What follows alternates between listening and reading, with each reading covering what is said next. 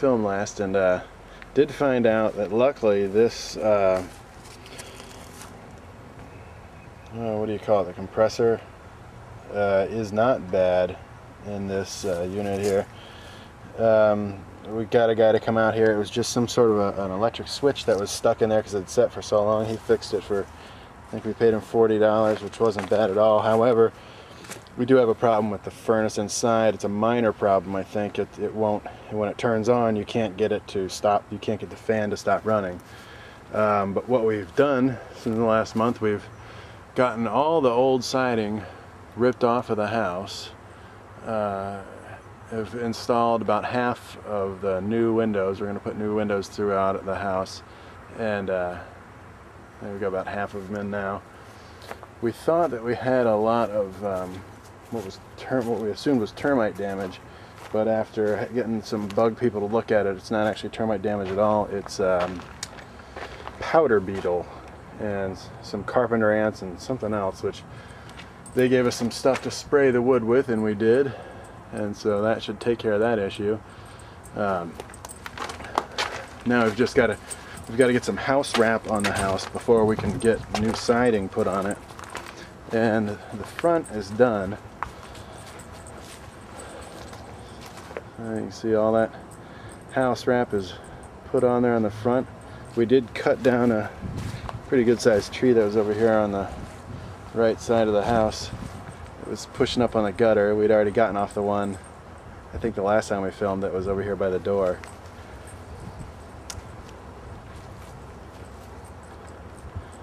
The house has come on. We found a spot over on the left side of the house where the sill was absolutely completely rotten, the sill and the sill plate, and that's been replaced now.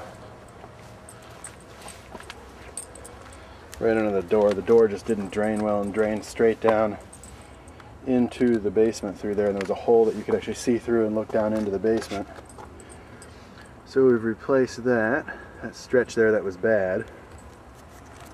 Put in a new I don't know what you call it, kick plate or door stoop.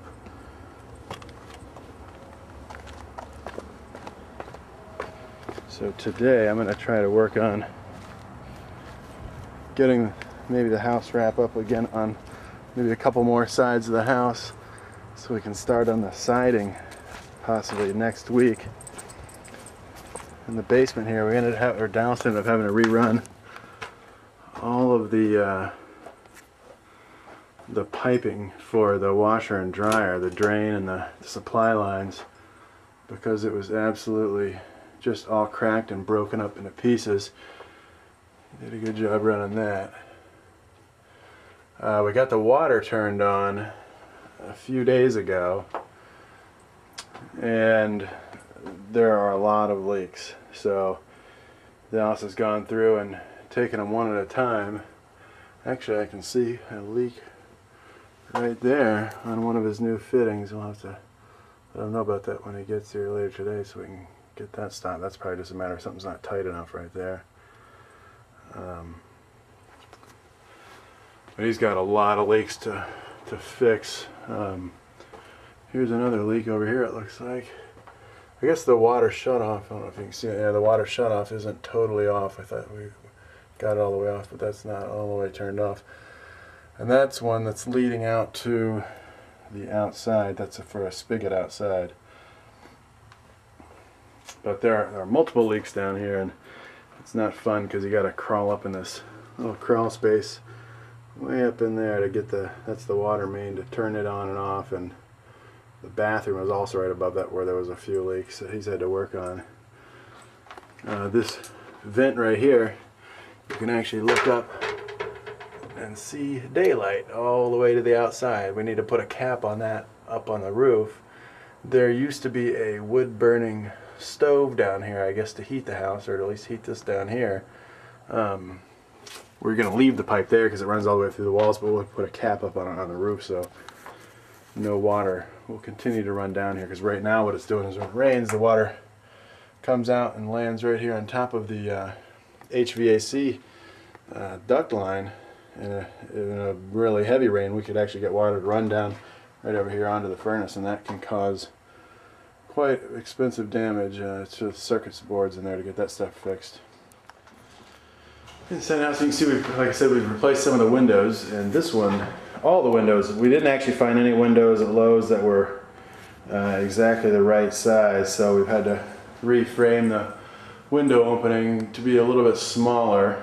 I've got to get that house wrap on, because as you can see right here, looks like we're starting to get some water to come through. I'm going to have to look at that outside and see where that water's coming in.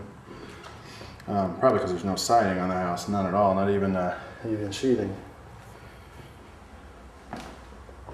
The kitchen floor, we've torn all that old vinyl and linoleum up off of it. We'll lay some new stuff down. And we've decided to take up all of these tiles, these glue down tiles, off the floor and sand the floor. It's wood floor, solid wood floor underneath it. Sand it and staining polyurethane it.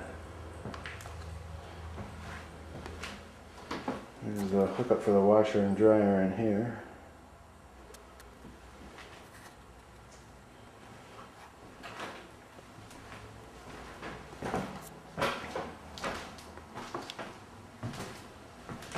The bathroom has been absolutely, completely gutted, except for the tub still sits there, but I mean, we got a huge amount of work to do in here to get this thing where we need to. We already went and bought all the new fixtures and stuff that we need at Lowe's, and we've got to get this top stuff cut off around the edge here with a Sawzall, because there's a lot of wire and like metal mesh that runs up into the ceiling that we've got to cut off. It's going to be a little bit of a pain in the neck to get it out of there, but as soon as we get that in there, we'll get it drywalled and get the fixtures back in here, and probably put linoleum in here also. It's going to be a little cheaper and faster than the ceramic. Still haven't totally decided on that yet.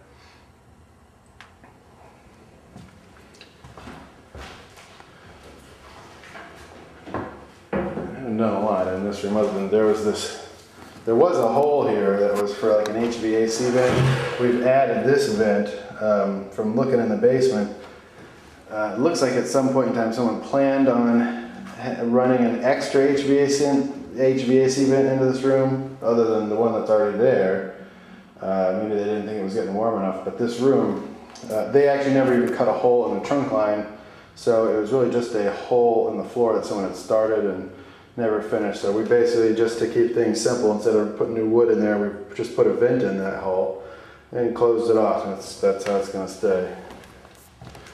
This room had the glue down tiles, and now those are all scraped up, and this is the hardwood floor underneath it, but this wood floor still, of course, needs to be sanded and stained and polyurethane. And you can hear on my shoes how sticky this floor is with all the glue that's left on it. Actually, when I was tearing these tiles off, if you stood in one place for too long, you would literally get stuck to the floor and your shoes would pop off your feet.